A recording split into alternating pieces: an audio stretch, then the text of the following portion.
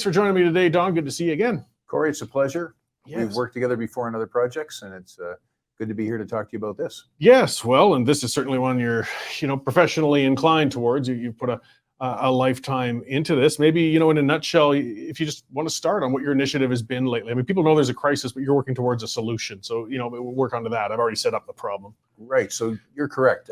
I'm here appearing after I've retired, and part of me is chagrined a little bit about that. I would have liked to have spoken up more when I was working for HS, but I was really working hard inside the machine to try to solve these problems. Starting in 2012, I started researching and writing papers, making suggestions, trying to make improvements to what I thought were the problems. Hallway waits in the hospital, big crisis, and we're not helping. Paramedics waiting in the hospital hallways are not helping solve the problem. We're a simple Band-Aid solution, it's not working. Flexing ambulances from the rural communities into the city to cover a city problem. You hear AHS all the time say, well, we've had a 30% increase in call volume. Well, wait a sec, look at the stats. That 30% increase in call volume is in the urban centers. That's not in the rural communities. So is it fair to take the rural ambulances, literally all of them, and bring them out of those rural communities where they take care of their own friends and neighbors and move them to the city to solve a problem just because AHS can't solve it? I disagree with all of these. And a lot of the work I did is publicly available. You simply have to research my name and hallway waits or end hallway waiting, and you'll find it. So, well, that's a very large component of it. I wrote on that in past columns. I went just to check for myself. I pulled outside of the Rocky View, and there's a big area with the garages and that was packed with ambulances, and there were 6 more sitting in an outside parking lot. So these are all a whole bunch of specialized, expensive machines. I assume they had personnel that went with them. Oh yeah. And they're all sitting at a hospital instead of being out and about and theoretically bringing people in. Yes, desperately wrong. I mean, it not only creates delays for patients waiting for care in the community, but it creates a moral injury for the paramedics who are in the hallway, knowing that they're literally being held hostage by the healthcare system, not able to treat the guy who's trapped in a vehicle upside down, or the guy who fell off his roof, or the construction worker who's in a basement and can't get out. I mean, it puts a burden on the other emergency services too. Fire departments end up staying on scene longer, waiting for us. Police officers transporting our patients that are critically ill, and they wait and they wait and they wait on scene until finally they say, we can't wait any longer. We got to get this guy to the hospital. There's just been so many occasions, so many occurrences. It's really been frustrating, and it seems like no matter how many times we tell them this isn't working, they don't seem to be able to solve those basic issues and fix what's wrong. Oh, and we've said for quite a while, the language was somebody's going to die eventually. I mean, it's at the point people have died now. I mean, some of them are you can never say 100%, but it's looking very likely. In the circumstance, one that really caught a lot of people's attention was last summer with that elderly woman who was attacked by the dogs. Yeah, very shocking. She was only 9 minutes from the largest hospital in Alberta. And she bled out waiting over 40 minutes to get ambulance service to get her back to that hospital. Very possibly could have had her life saved. Yep. And how many ambulances were sitting stuck in hallways while this poor woman died? Well, I think there was actually a news report on that. I think there were 18 ambulances that were stuck in the hallway when that incident occurred. We're waiting for the report to come out and find out exactly who phoned and said what and what ambulance was sent when. But again, we talk about in these community meetings and in these town halls, we talk about people needing to have a plan B. They need to have an option. Phone 911 certainly, but don't then turn your brain off and wait an hour before you put something in a private vehicle and go. This particular case of this poor woman who was chewed up by these dogs, she sat in that hall or in that alley, I think, for 30 or 35 minutes. Now, if somebody had put her immediately into a vehicle and driven her to the hospital, would she have survived? I don't know, but she wasn't given the chance. Sitting with her in the alley for 35 minutes robbed her of that chance to survive. And there have been multiple cases, and some of them were talked about in the documentary. That long response for that young man who was traumatically injured, and the police ended up taking him. Very tragic call. How do you fix that? And when you start tapping into other emergency services, as they want to help and save a life, so police are taking people in the hospital, firefighters are transporting people to hospital, but meanwhile, their specialized skills now are lacking. You might have a crime in progress, there's no police officers available because they're taking people to the hospital, or a building is burning down, but the fire truck is busy transporting somebody to the hospital. Like this Right. is a chain reaction that's making us unsafe on many levels. Right. And a lot of these other emergency services are our sister brother services have been tasked with this, and they've tried to find solutions. Police officers get stuck in the hallway with patients too. And I've seen police officers listening, and I say, what's going on? They say, well, there's a car chase guy with a gun right outside the hospital here. And I go, can't you go? And well, no, I got to look after this patient here with a psychiatric emergency. And I'll say, well, I'll take him. No, I can't do that. They have to stay. I mean, they've actually tried to get out of this hallway waiting thing as well. There are peace officers in the hospital who could take over care of these patients. But again, the hospital is not interested in solving this problem if it creates more work for them. They're happy to keep using other emergency services to band-aid this problem. And I'm finished as part of the machine trying to fix it from inside. We're going at it from another direction now. Yeah, so getting to that other direction, well, I mean, in some aspects, you want to see it fixed, but the other thing is reminding people we still have our civic duty to each other. I mean, I think it's been trained into it for so long that everything is the state's responsibility. Yep. If my neighbor gets hurt, I need to call whatever authority and deal with it. Or if my neighbor is being robbed, I need to call the police. I don't dare intervene with the mugger. Right. And we've lost that community, and it's wrong. I mean, use some common sense. If the ambulance can get there fast, great. But in the meantime, see what you can do. I mean, there's so many times now, like I said, don't turn your brain off. Call 911. But let's say your wife or your husband your grandfather has a stroke. Obvious left-sided facial droop, weakness, slurred speech. That's a time-dependent medical emergency that doesn't need pre-hospital care. Paramedics are going to arrive and treat him very gently. And if he gets suddenly worse, they're going to be able. But if he remains at home for longer than an hour with those stroke symptoms and the window closes, it makes it very likely he could have permanent deficits. So if you recognize a call or a problem, a medical problem, and you understand that, well, you know what, he doesn't need a paramedic, let's get him in a car. Have a pre-plan. Have neighbors that you've talked to and said, if something happens at my house and I can't get an ambulance, can you come over and give me a hand and get granddad into the car? Phone him, get him into a vehicle, drive him to the hospital. It actually will make a difference to the outcome of that patient. Well, So that's what we're telling people now in these community meetings. And Prentice the other night was a great example. Yeah, well, and just some rudimentary common sense training. A person doesn't need to be a paramedic to know some of the basics. If it's a bleeder, get some pressure on it if you can. Yeah. Things such as that. AEDs are becoming quite commonplace, and they have nice, simple instructions to guide you through. I mean, if a person's having a cardiac event, maybe you could do something again while waiting, but don't just stand there.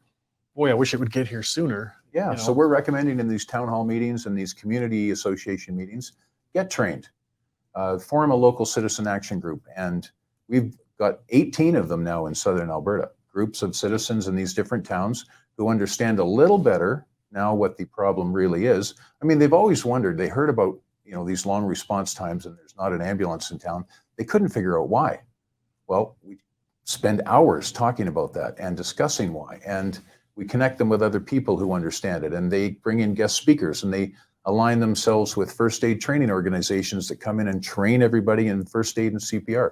So the people are now better informed and better able to make those decisions when a medical emergency occurs. Of course, there's going to be times where you can't move somebody. You got to have a paramedic attend. Wouldn't it be nice if you could be certain they'd be there in those situations? But time and again, we're finding they're not. Well, with some of that confidence, maybe some people will be less inclined to call 911 in situations where perhaps it didn't warrant that. If your kid fell off the monkey bars and broke their arm. I'm using that example because I remember a niece that happened with once with an ex of mine, and it was horrible looking. It was frightening, and her arm was all crooked, but she's a young kid and she was in pain, but we drove her to the hospital. She was fine. It didn't need an ambulance. Right. But now the first thing is to call 911. Well, hang on, maybe. I'm so old that I remember back in the late 80s, early 90s, when the motto for EMS was don't guess, call EMS.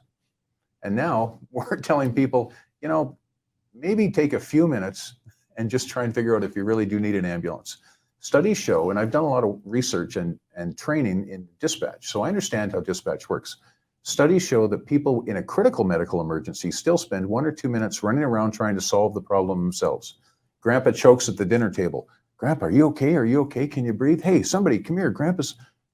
he might end up on the floor 2 minutes later before somebody actually says, we got to call an ambulance. Well, that's a situation where you're probably going to need some professional help. Wouldn't it be nice if it was available? So yes, I agree. Let's take a look at these minor situations. You talk to any paramedic you know and say, what is the silliest call? What's the biggest waste of time you ever drove across the city for?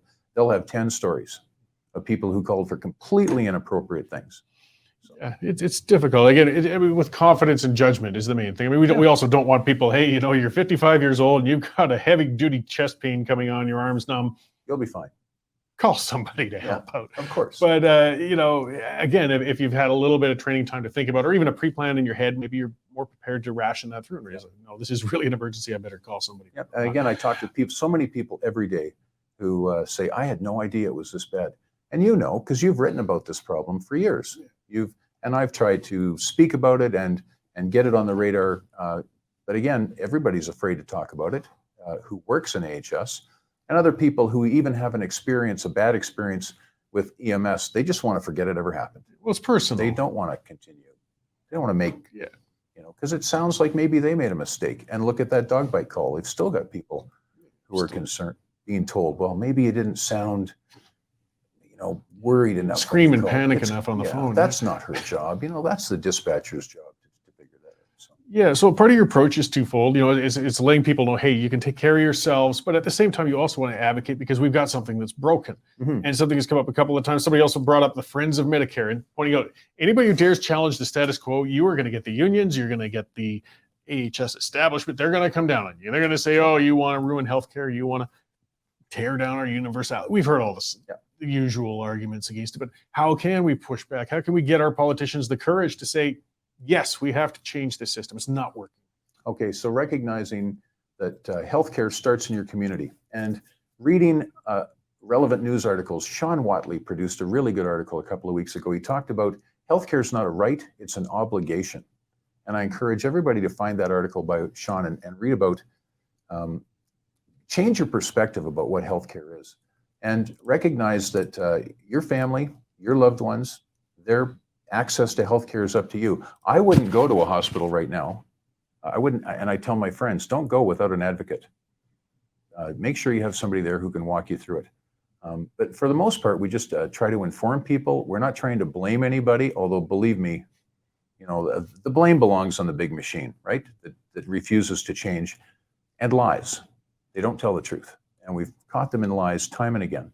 So find out what the truth is. Understand that in a lot of cases, it's up to you. Rely on your friends and neighbors, and let's get these citizen action groups together and try to make a difference. That's my goal. Yeah, and that was a striking point in the documentary where the fellow from AHS saying, no, we don't discipline anybody for speaking up, you know, if they've seen concerns or they have problems within the system. And then should they cut right over to a paramedic and showed, no, he's been repeatedly disciplined for daring. So, I mean, they just lied bald-faced to Kathy Lee during the documentary. Yeah, I mean, in the paramedic community, that's an open secret that they're just not dealing with this at all. And there's, again, they have some more things coming down the pike. I got a call this morning from a paramedic. He said they're planning to do a citywide pick, which means they're going to allow paramedics to pick any ambulance they want, but there's not going to be any double medic cars. They're going to have an experienced medic with somebody who's less experienced.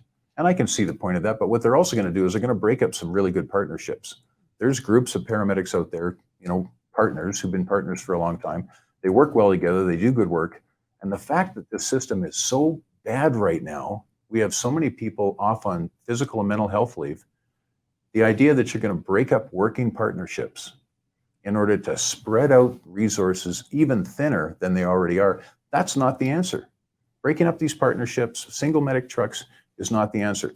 They just refuse to deal with the real problems, which is hallway waits, flexing, massive flexing. Ambulances, your ambulance where you live, down there in the Pritis area, they frequently get in their truck at shift change and start driving.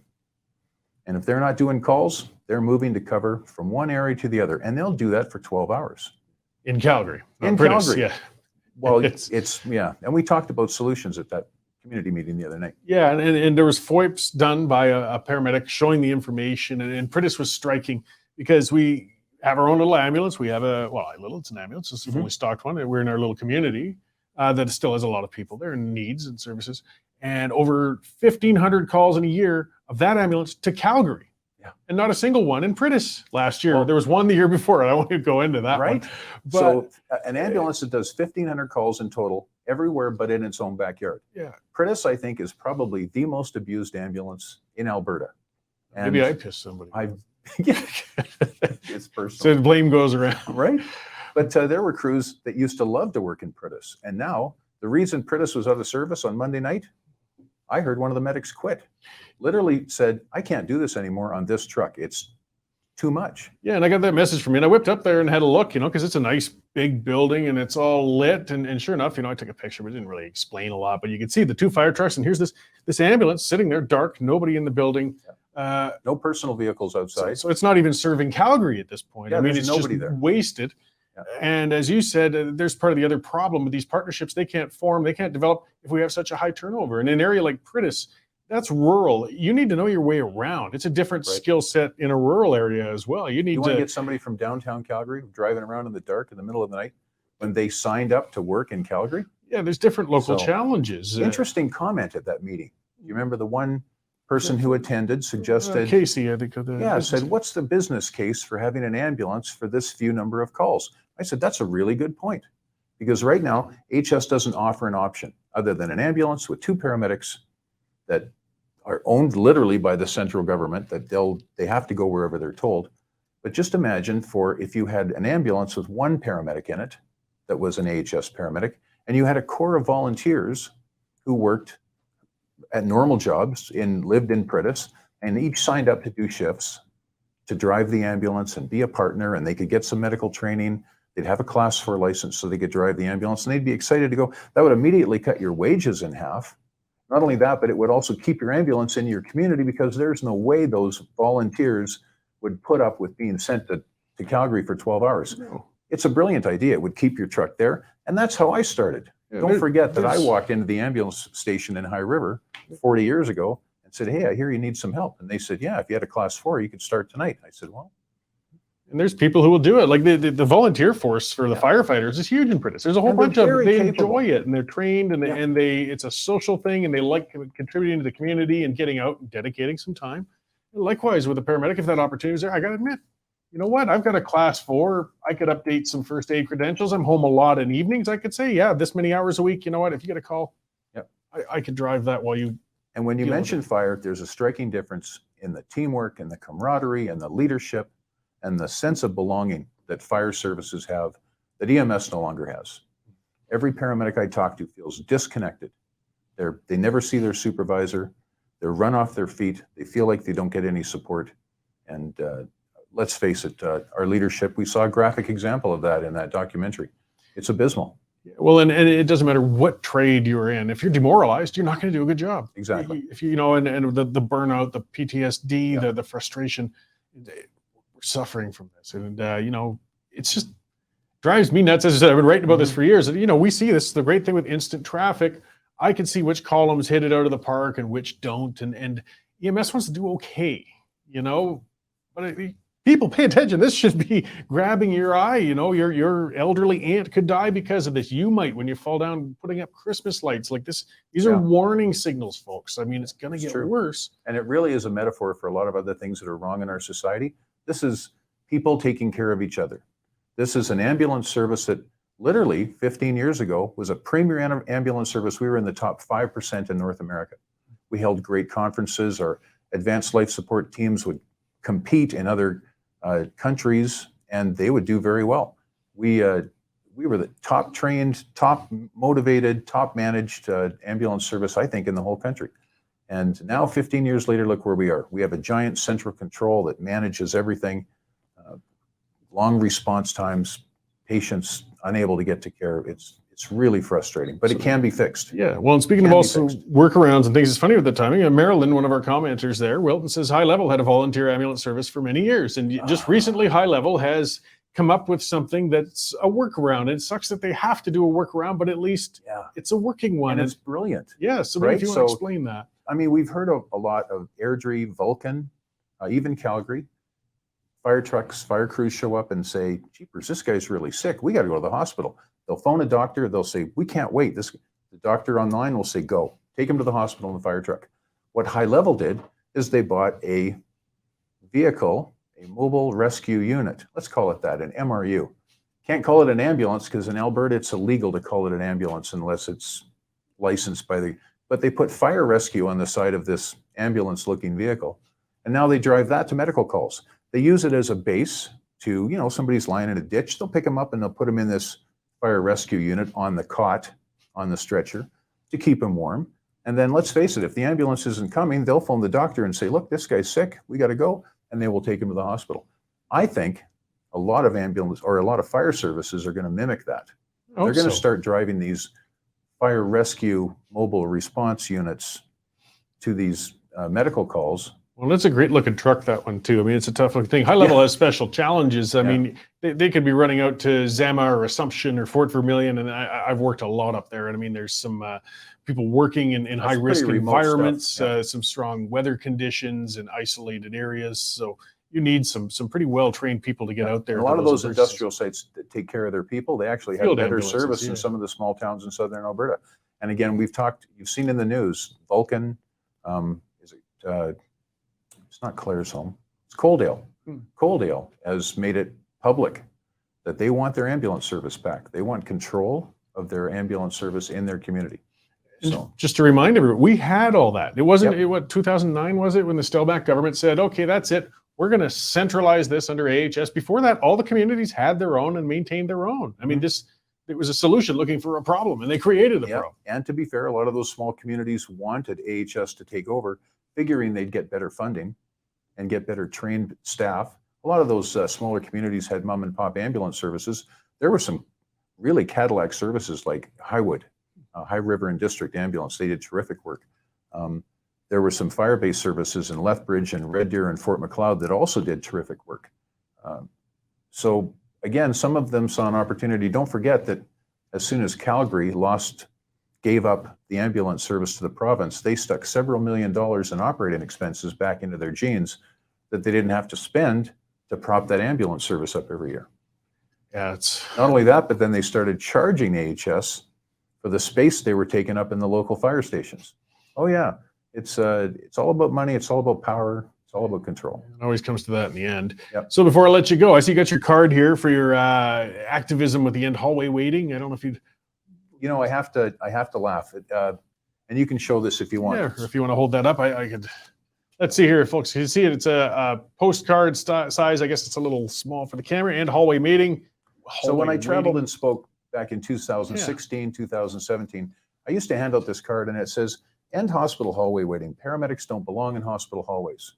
Tell your medical director, tell your professional association and your elected officials, you're a field paramedic, not a hallway nanny. Now, I am not saying that patients should just be dropped off at the hospital and we leave. We need a better way of managing those patients in the hospital. And we can talk a lot about access block and some of the problems in the hospital. I tried to help for years. I was a good team player, but it became very clear at the end that the hospital's not interested in fixing this problem themselves. They're willing to keep using paramedics to band-aid the solution, which hurts my patients waiting for care in the field. So as far as I'm concerned, hallway waits have to end, or at least be managed so that 80 or 90% of the time, we should be walking in, leaving our patients there and getting back to work where we belong in the community. That's my thought. Yeah. Okay. Well, before you take off here, so you're doing more stuff. You've got a meeting. I think you said you did one in Cochrane the other night. You got one perhaps coming in Okotoks. And where can people find more information on what you've been up to then? Yeah. So if you, all over Facebook, at these small town meetings that we've had, they look for the local name like Stettler, EMS Crisis Citizen Action Group, Strathmore, Citizen Action Group, Cochrane, Claresholm, Nanton, High River. We've done town hall meetings. We've invited lots of people to come and speak. Lots of citizens have stepped up and they're investigating what they need to do to keep their ambulance in their community. Cochrane collected 3,500 signatures. Local townspeople delivered them to the MLA. And I am confident that a lot of what this EMS Advisory Committee is doing right now was spurred by just citizens getting together and saying, we're not going to put up with this anymore. We want our ambulance back. Danielle Smith has come to some of our town hall meetings. she's been prepping for 2 years for this, and I'm very confident that she's going to make some positive changes. Well, I sure hope so. So great. Well, I appreciate you coming in. It's always good to talk to you, good to Don. talk to we you. we could babble forever. We've done that Yeah. before.